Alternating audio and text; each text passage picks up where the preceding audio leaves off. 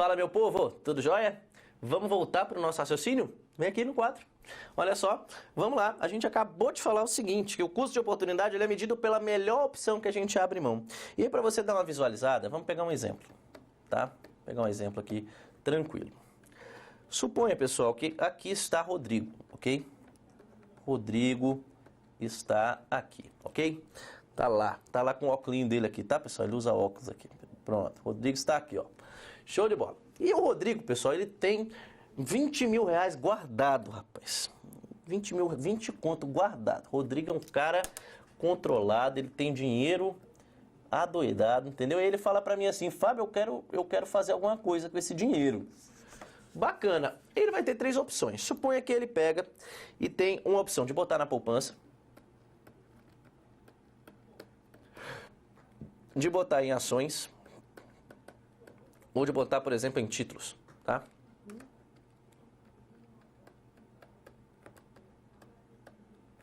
Ok? Poupança, ações ou títulos. E aí suponha também o seguinte, que, por exemplo, a poupança ela retorna no fim de um ano para o Rodrigo, R$1.000. R$1.000. Ações vai retornar, por exemplo, R$2.000 para o Rodrigo, tá? E títulos vai retornar, se ele aplica em título da dívida, sei lá, a gente vai estudar isso aí, tá? Depois, ele recebe R$3.000. Beleza? Então, 1.000, 2.000, R$3.000. Gente, ele tem essas três opções. A parte da questão do risco, tá? Sem considerar risco nem nada. Só pensa no retorno. O Rodrigo é um agente racional, ele quer maximizar os ganhos dele, sim ou não? Quer ganhar o máximo possível. Ele quer o máximo de recursos possíveis para ele ganhar. Show de bola. O que o Rodrigo escolhe? Fala comigo. Ele escolhe, com certeza, títulos nesse caso, não é? Porque o títulos é o que retorna os R$3.000. Quer ver? Volta no quadro. Olha só, o título é aquilo que retorna mais, R$3.000. Então, para Rodrigo, essa opção será a minha escolha. Ele escolhe títulos. E aí ele abre mão tanto de ações quanto de poupança. Galera, só que se ele quiser medir o custo de oportunidade, quanto que é o custo de oportunidade de Rodrigo? Gente, ele é R$2.000. Muito cuidado com isso. Ok? Custo de oportunidade do Rodrigo, ele é exatamente R$2.000. Esse é o custo de oportunidade. E aí, toma cuidado com isso, por quê? Porque, gente, o concorrente, ele sente a vontade de somar os dois, tá? Ele sente a vontade de pegar e falar, olha, poupança é 1.000, ações é 2.000, então somos dois, eu abro mão dos dois, é 3.000. Não me faça isso, ok? Não me faça pegar nojo, fechado? A opção que eu escolho é a melhor opção que eu abro mão. Se eu abro mão de poupança, que dá 1.000, e eu abro mão de ações, que dá 2.000, eu vou escolher a melhor dessas opções que eu estou abrindo mão. E a melhor delas é ações, fechado? Então volta para cá. O custo de oportunidade, então, será com certeza R$2.000. Muito cuidado com isso, tudo bem? Essa aqui é a noção básica de custo de oportunidade. Vamos fazer algumas questões, ok? Fazer algumas questõezinhas aqui. A respeito dos conceitos básicos da teoria econômica, julgue os itens subsequentes. Quando pessoas altamente qualificadas e bem pagas se dispõem a pagar mais caro por bens e serviços entregues em domicílio, ok? Então, estou pagando mais caro por bens e serviços entregues em domicílio para evitar filas em lojas e supermercados. Observa-se um comportamento que reflete o fato de que esses indivíduos se confrontam com um custo de oportunidade do tempo, olha só, custo de oportunidade do tempo mais baixo. Vamos lá, gente. Pensa bem. Pessoas qualificadas e bem pagas. Pensa numa pessoa bem qualificada e bem paga, pessoal. Pensa numa pessoa aí. Wesley Safadão, ok? É qualificado e bem pago? É, né, pessoal? É. Não sei se ele é qualificado não, mas é muito bem pago. Fechado? Muito bem pago. Ganha muito dinheiro. Você vai ver Wesley Safadão, por exemplo, passeando com o cachorro? Não. Você vai ver ele jogando lixo na rua? Não. Você vai ver ele fazendo compra no supermercado? Não vai ver, gente. Você não vai ver ele fazendo esse tipo de coisa. Por quê? Porque o tempo dele é muito valioso, é ou não é? Ele não pode perder tempo com esse tipo de coisa, é uma pessoa muito requisitada, uma pessoa muito que ganha muito dinheiro utilizando o tempo dela fazendo exatamente o que ela ganha mais fazendo. certo? Então, ou seja, o Safadão ganha muito dinheiro cantando, ganha muito dinheiro fazendo show. Então ele pega e delega para outras pessoas essas atividades. Ele vai pagar alguém para passear com o cachorro, vai pagar alguém para cortar a grama da casa dele, vai pagar alguém para cozinhar para ele, ok? Vai pagar alguém para fazer um monte de coisa para ele. E aí ele usa o tempo só para cantar, que é aquilo que ele é bom, que ele ganha muito dinheiro, ok? Ele faz aquilo que ele é bom, ganha uma grana com aquilo e paga outras pessoas para fazer outras coisas. Por quê? Porque o Safadão não tem tempo para perder. Imagina se ele tem uma opção aqui, ó. Ele pode jogar o lixo fora, tá lá, jogar o lixo fora, primeira opção. E a segunda opção é fazer um show. O que ele vai escolher? Ele vai escolher fazer um show, claro. Ele vai abrir mão de jogar o lixo fora. Por quê? Porque ele não pode perder tempo com essas outras coisas. E aí pensa no item, olha o que o item está falando. Ele está falando que as filas, quando eu pago uma coisa em domicílio para evitar fila, significa que eu não tenho tempo para pegar fila em loja, ok? Eu já espero para entregar em casa. Bacana. Isso é um comportamento que as pessoas, elas têm tempo para perder? Gente, se você paga para entregar em casa, você tem tempo para perder? Claro que não. Se você tivesse à toa, se você tivesse de boa fazendo nada, você ia na porcaria do restaurante, é ou não é? Você não vai por quê? Porque você não pode perder tempo, amigo. Se você não pode perder tempo, o seu tempo vale muito ou vale pouco? Fala comigo. O seu tempo vale muito, muito. E por ele valer muito, por ele ser um tempo muito valioso, você não pode perder tempo. Então, o custo de oportunidade do tempo, o custo que você tem ao perder tempo, ele é um custo alto ou baixo? Ele é um custo muito alto, ok? E aí é por isso que o item fica falso. Volta para cá. O custo de oportunidade do tempo, nesse caso, não é mais baixo. Essas pessoas que não têm tempo a perder, elas têm um custo mais alto. Elas não podem abrir mão, não podem perder tempo com coisas, por exemplo, equivalentes a você ir num restaurante. Não, eu pago para entregar em domicílio, mesmo que eu pague mais caro, é melhor para mim, porque eu não posso abrir mão do meu tempo. Meu tempo vale muito. O custo de eu perder tempo é um custo alto. Fechado? Então o item fica totalmente falso, totalmente errado. Próxima. A respeito dos conceitos fundamentais de microeconomia, julgue o item a seguir. Situação hipotética. Um funcionário que atua como gerente na filial de determinada organização comercial foi convidado a ocupar um cargo na diretoria dessa organização. Opa, peraí. Ele atua como gerente. Olha só. E ele foi convidado a ocupar um cargo na diretoria. Ou seja, gente, ele acabou de ter o quê? Uma oportunidade. É ou não é? E uma oportunidade, você vai ter no mínimo duas opções. É ou não é? A primeira opção é o quê? É eu ser gerente. A segunda opção é eu virar diretor. E aí, dá uma olhada. Ele está falando assim, para tanto ele teria de se mudar da pacata cidade onde a filial está localizada para a capital do estado, onde fica a sede da organização, mesmo ciente que essa transferência demandaria um processo de adaptação às condições de deslocamento e de segurança. Então, ó, o deslocamento, a segurança vai mudar, típicas de uma metrópole, bem como implicaria maiores custos de moradia. O funcionário aceitou o convite, ou seja, essa aqui foi a minha escolha. E aqui, a opção de gerente na cidade pequena é aquilo que o cara abre mão. Mas ele abre mão, gente, só de ser gerente? Não. Ele está abrindo mão de várias coisas. Perceba o que o item está falando. O gerente abre mão, por exemplo, da cidade pequena. Ele abre mão da segurança da cidade pequena. Ele abre mão do transporte fácil na cidade pequena, que você chega 5 minutos no lugar onde você trabalha, por exemplo, ok? Ele abre mão dos custos baixos de moradia, ele está abrindo mão de todas essas coisas, ok? Mas mesmo assim ele está pesando que compensa. Tudo isso vale alguma coisa para ele? Dá uma dor no coração sair da cidade do interior? Claro que dá essa dor no coração. Ocorre um custo de oportunidade que é mais alto, né? Ele vai abrir mão de um monte de coisa. Porém, ele mesmo assim decide ser diretor, fechado? Essa é a ideia, bem simples. Vamos voltar para cá. Olha só. Então, ele aceitou o convite. Nesse caso, o custo de oportunidade do funcionário foi ampliado. Aquilo que ele abre mão, né, o custo é maior, uma vez que ele teve de se mudar de uma cidade pacata para uma metrópole. Com certeza, gente, com certeza esse item está totalmente correto, ok? Totalmente correto. Qual é a ideia? Se ele não tivesse que se mudar, ok? Tivesse, por exemplo, virasse diretor, mas ficasse lá na cidade pequena. Tudo bem, ele abre mão só do cargo de diretor dele, do cargo de gerente dele. Beleza, vai ser diretor, mas na cidade pequena vai continuar de boa. Agora, como ele tem que se mudar, aumenta o custo de oportunidade, porque ele vai abrir mão de muito mais coisas, além da posição de gerente dele. Ele vai abrir mão da cidade pequena, das coisas fáceis, do transporte e tal, do custo de moradia, tudo isso. Então, o custo de oportunidade com certeza foi ampliado. Aquilo que ele está abrindo mão é mais, aumentou. Eu abro mão de mais, ok? Por isso que o item está totalmente correto. Vamos voltar no quadro. Próxima questão nossa. A respeito dos conceitos fundamentais de microeconomia, julgo o item a seguir. Em uma economia descentralizada, todos enfrentam trade-offs. Gente, essa palavrinha bonita aqui, ó. Trade-off. Eu sempre enfrento trade-offs, ok? Trade-off é sinônimo de escolha. E como a gente sabe, toda escolha embute um custo de oportunidade.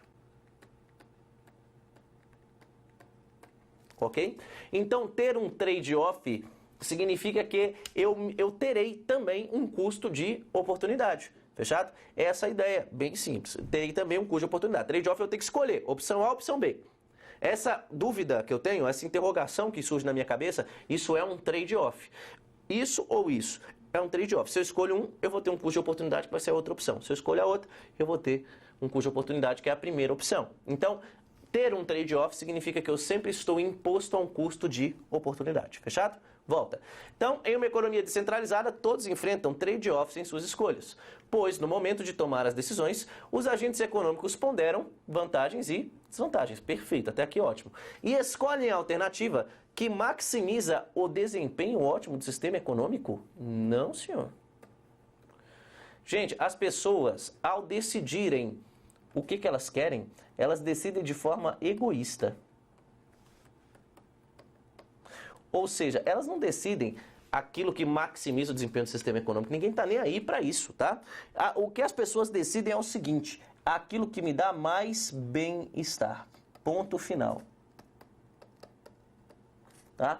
Eu não escolho aquilo que maximiza o desempenho econômico, eu escolho aquilo que é melhor para mim. Simplesmente aquilo que é melhor para mim como indivíduo. Individualmente eu escolho aquilo que maximiza o meu bem-estar. Ponto final. Por isso que esse item fica totalmente falso. Volta. Item errado. Tá bom? E aí, galera, vamos agora para o nosso item 1.2. Fechado? Já falamos do 1.1, que é o custo de oportunidade, e vamos falar do 1.2 agora, que são as nossas vantagens na produção. Tá? Vantagens na produção. Ok? E aí a gente vai ver o seguinte, que uma vantagem, ela pode ser de dois tipos, ok? Posso ter dois tipos de vantagem na produção. Eu posso ter uma vantagem que eu vou chamar de vantagem absoluta, tá? Absoluta. E eu vou ter uma outra vantagem que eu vou chamar de vantagem comparativa. Ok? Vantagem absoluta e vantagem comparativa. Fechado? Vamos pensar o seguinte, olha só. Suponha que você está numa sala de aula, ok? Você está aqui numa sala de aula. Tá bom? Você está lá numa sala de aula, bacana, bem tranquilo. E aí você tem os seus colegas. E aí eu passei um trabalho para vocês. Suponha que eu sou o professor e passei um trabalho para vocês de todas as matérias. Fechado? Então tem vários alunos nessa sala de aula. E aí você está aqui, tá? Você está aqui. Tá bom? Você está aqui, eu vou te dar um nome, tá? Vou te dar um nome, vou te chamar de João. O João, ele está aqui na sala, tá? E tem, por exemplo, suponha, e tem outras pessoas na sala, claro, tem outras pessoas. Show de bola. E o Rodrigo, ele vai estar aqui também, tá? O Rodrigo vai estar aqui.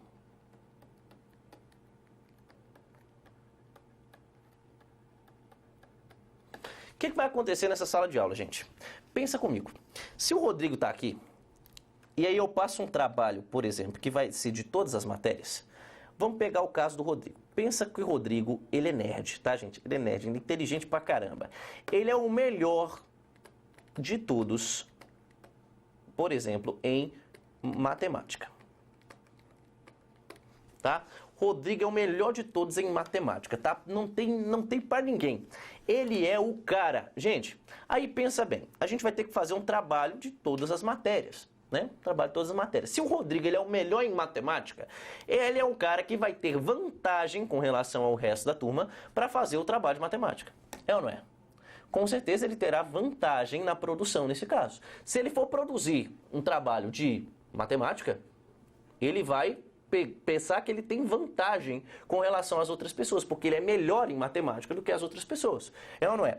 Então, por ele ser o melhor de todos, por ele ser o melhor do mundo, o melhor dessa sala, ele é o cara que tem vantagem absoluta. Ninguém se compara a Rodrigo no que se refere ao trabalho de matemática. Fechado? Então, volta pra cá. Esse cara, como ele é o melhor de todos, ele tem vantagem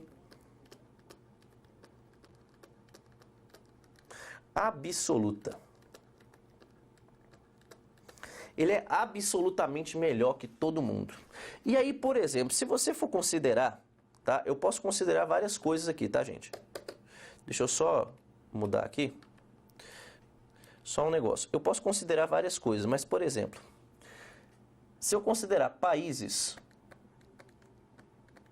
é o que é mais cobrado em prova, né? Se eu for considerar uma comparação entre países, um país que tem a vantagem absoluta, ele é o melhor do mundo, o melhor ou o mais eficiente, tá?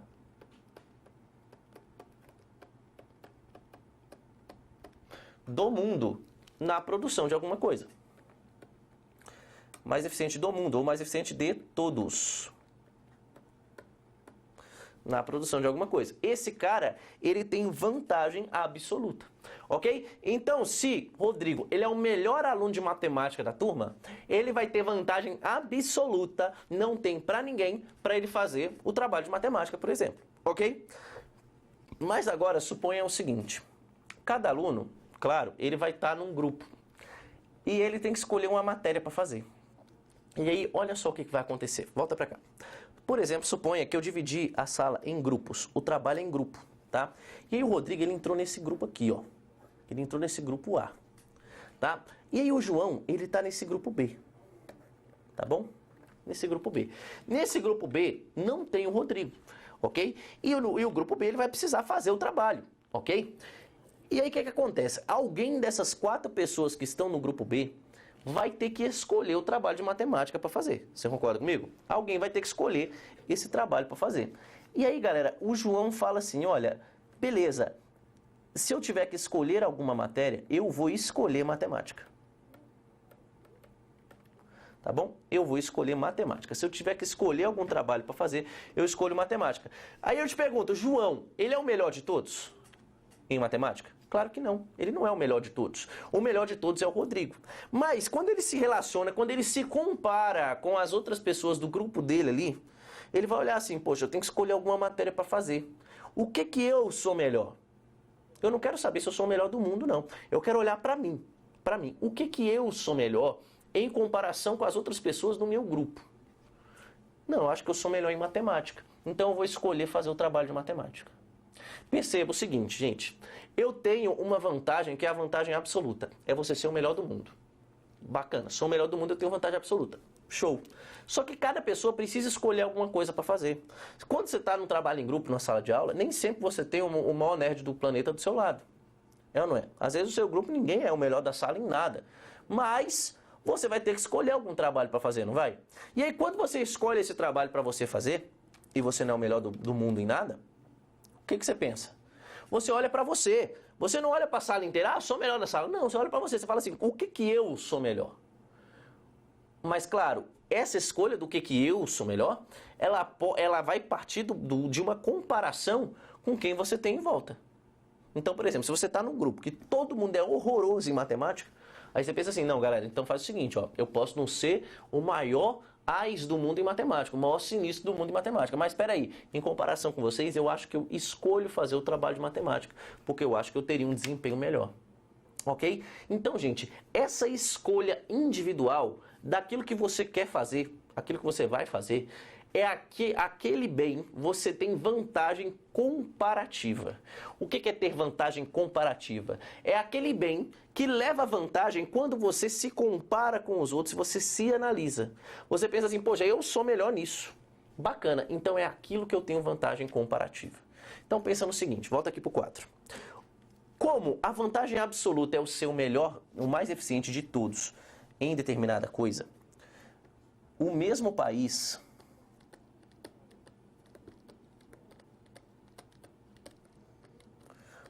pode ter mais de uma vantagem absoluta. Tudo bem? O mesmo país pode ter mais de uma vantagem absoluta, sem problema algum, tá bem? Agora, por que ele pode ter mais de uma vantagem absoluta? Suponha, eu tenho um país aqui, ó.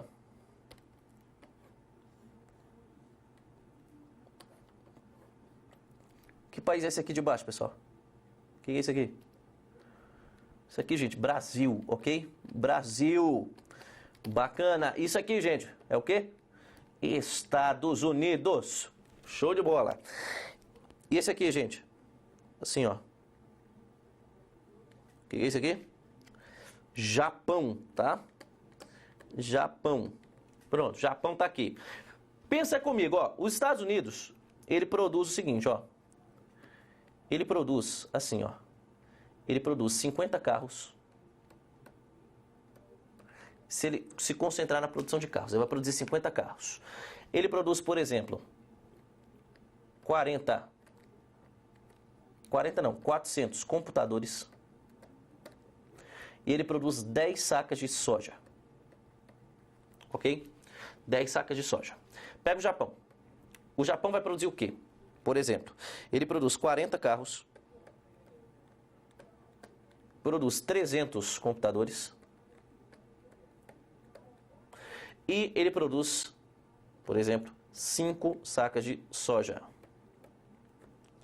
Brasil. Brasil produz 10 carros, produz 100 computadores e ele produz 500 sacas de soja. Ok? De soja, não é de sola, né? De soja. Pronto. Gente, pensa comigo. Suponha que o mundo só tem esses 3 camaradas aqui trabalhando. Vamos olhar primeiro para o Brasil. O Brasil tá fácil. Ele pensa assim, ó. Carros. Olha, carros eu sou o pior do mundo. Ó, o Japão produz 40 e os Estados Unidos produz 50. Eu não vou me meter a produzir carro. Não vou. Beleza, sou o pior do mundo. Computadores, eu também sou muito pior que os outros, ó. Estados Unidos produz 400, Japão produz 300. Agora, em soja, ninguém me barra. Eu sou o melhor do mundo em soja. Em soja, o Brasil vai ter vantagem absoluta, porque ele é o melhor de todos. E também, por ele ser o melhor nesse caso, gente, o que ele escolhe produzir? O Brasil pode escolher produzir carros? Pode. Pode escolher produzir, sei lá, computadores? Pode. Mas, gente, ele é muito melhor em soja. Aquilo é o que ele é mais eficiente, o que ele é melhor. Então, ele vai escolher produzir o quê? Vai escolher produzir soja. Fechado? Como o Brasil escolheu isso, ele se comparou com outros países e falou assim, olha, com essa comparação aqui, ó, se tiver só nós 3 no mundo, eu vou produzir soja. Show. Se ele escolheu soja, vantagem comparativa do Brasil em quê? Em soja. Ponto final. Volta. Então, ó, a vantagem comparativa do Brasil também será em soja. Fechou? Bacana. Agora, Estados Unidos. Estados Unidos, ele olha para si e fala assim, olha só. Cara, eu produzo, por exemplo, ó, vamos pensar que ele produz, em vez de 400 computadores, vamos botar assim. Ele produz, por exemplo, vamos botar, ele produz 1000 computadores. Ok? Em vez de 400, ele produz 1000 computadores. Vamos lá. Ele fala assim, cara, eu sou o melhor do mundo em carros, ok? Então eu tenho vantagem absoluta em carros. Os Estados Unidos têm vantagem absoluta em carros, porque ele é o melhor do mundo. Japão produz menos e Brasil produz menos. Então, os Estados Unidos têm vantagem absoluta em carros. Bacana. Mas quando ele olha para si, ele vê que ele tem também vantagem absoluta em computadores. É ou não é? Quem produz mais computadores no mundo? É os Estados Unidos também, né? Porque o Japão produz 300, o Brasil produz 100 e ele produz 1000. Bacana. E aí os Estados Unidos vai escolher produzir o quê? Ele fala, ó, não, soja não, soja eu sou horroroso, então eu não vou nem produzir soja. Agora, ele é o melhor do mundo, tanto em carros quanto em computadores. Ele vai escolher produzir o quê? Aí ele pensa, olha só, em carros eu sou só um pouquinho melhor. Eu sou só um pouquinho melhor. Volta aqui no quadro. Você vai observar que os Estados Unidos produz 50 em vez de 40 do Japão, certo? Então produz 50 carros em vez de 40 carros do Japão. Agora, em computadores é outro papo. Computadores, ele produz 1000, enquanto o Japão produz o quê? 300. Fechado? Volta aqui no quadro. Vem cá. Olha só, ele produz 1000, enquanto o Japão produz 300. Então, ó, ele é só um pouco melhor em carros e é muito melhor em computadores. Se ele é muito melhor em computadores, na comparação com os outros países, ele vai escolher o quê? Vai escolher computadores. Então, os Estados Unidos vai ter vantagem absoluta em computadores e vai ter vantagem comparativa também em computadores. E aí o Japão, se comparar aos Estados Unidos, ele não tem vantagem absoluta em nada, mas ele vai ter que escolher alguma coisa para produzir. Ele vai escolher aquilo que ele é melhor. Aquilo que ele é melhor em comparação com outros países, olha só, soja ele é horroroso, não vai escolher produzir soja. Agora, computadores, ele é muito pior que os Estados Unidos, não é bom. E carros, ele é só um pouco pior. Então, se ele for forçado a escolher entre esses três bens, ele vai escolher produzir carros. Como ele escolhe produzir carros, o Japão tem vantagem comparativa em carros, ok? Então já observa o seguinte, que a vantagem comparativa, gente, ela é uma vantagem em comparação. Eu não preciso ser o melhor de todos, basta eu ser, é aquilo que eu sou melhor, tá? É aquilo que o país é melhor. Vamos botar assim, ó, deixa eu só apagar esse pedaço aqui, para você ver o mapa direitinho, tá bom? A vantagem comparativa é aquilo que o agente é melhor em comparação com outros países, tá? É o que o cara é melhor individualmente.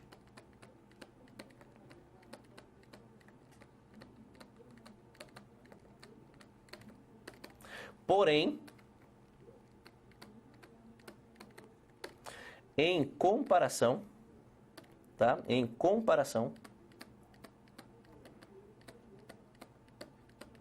com outros países, tá?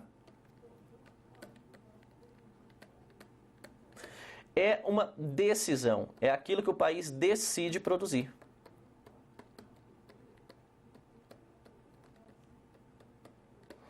Ou seja, o mesmo país, ele tem uma e apenas uma vantagem comparativa nesse caso, porque ele decide produzir uma coisa.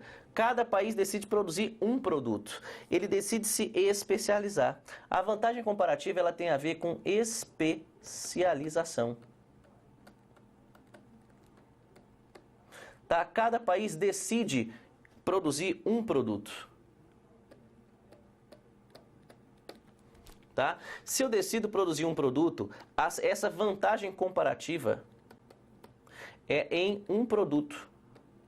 Sempre. Não tem como um país ter vantagem comparativa em mais de um produto.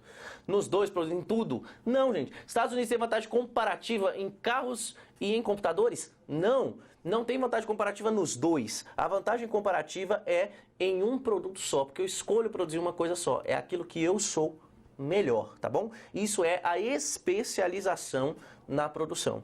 Beleza? Então, no próximo bloco, a gente segue falando um pouquinho mais disso e fazendo um exemplo de vantagens comparativas para você, tá? Fica por aí. Um abraço.